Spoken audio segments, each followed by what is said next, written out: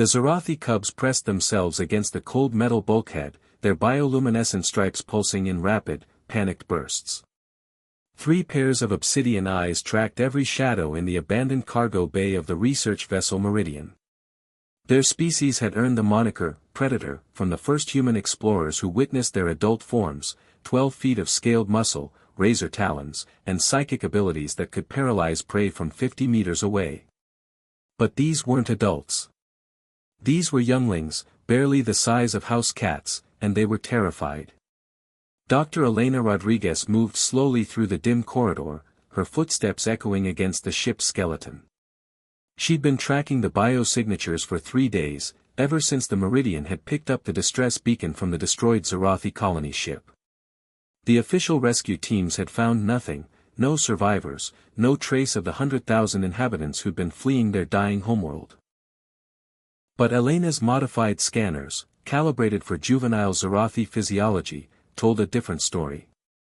She found them huddled behind a stack of supply crates, their natural camouflage failing as stress overwhelmed their control. The cubs' scales shifted between deep purple and electric blue, betraying their emotional state.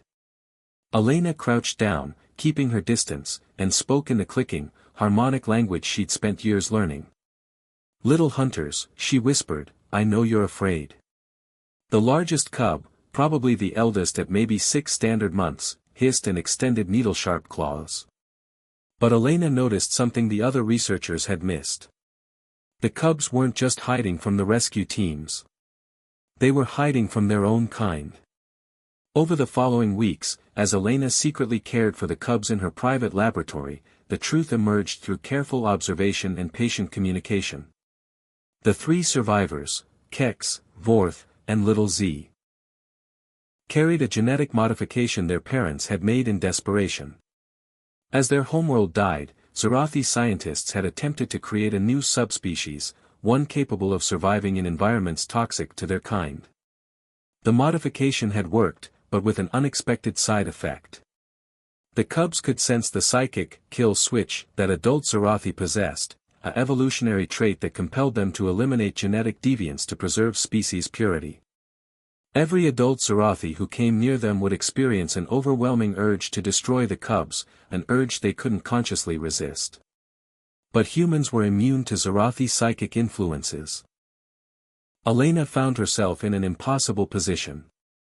The Galactic Council's xenobiology protocols demanded that she turn over any Zarathi survivors to their own species for cultural preservation. But doing so would mean certain death for the cubs. The adult Zarathi refugees from other ships genuinely wanted to help, but their biology wouldn't allow it. Late one night, as Elena sat in her lab watching the cubs play with improvised toys, Kex approached her. His scales had stabilized to a warm amber, the Zarathi color of trust. In broken standard, supplemented by clicks and whistles, he communicated something that made Elena's blood run cold.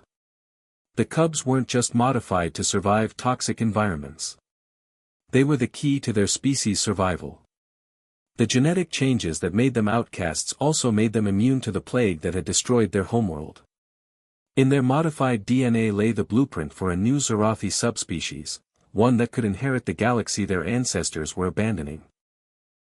Elena realized what she had to promise them, and what that promise would cost her career, her freedom, and possibly her life. She would have to steal a ship, forge documents, and disappear into the vast reaches of unexplored space. She would have to become their guardian until they were old enough to found a colony of their own, away from both the plague and the kill-switch instincts of their own kind. As she made her decision, Little Z curled up against her leg, purring in the subsonic range that meant absolute safety. The other 2 cubs joined, their collective trust heavy as gravity. Elena had found the future of an entire species hiding in a cargo bay. Now she had to keep that promise, no matter the consequence.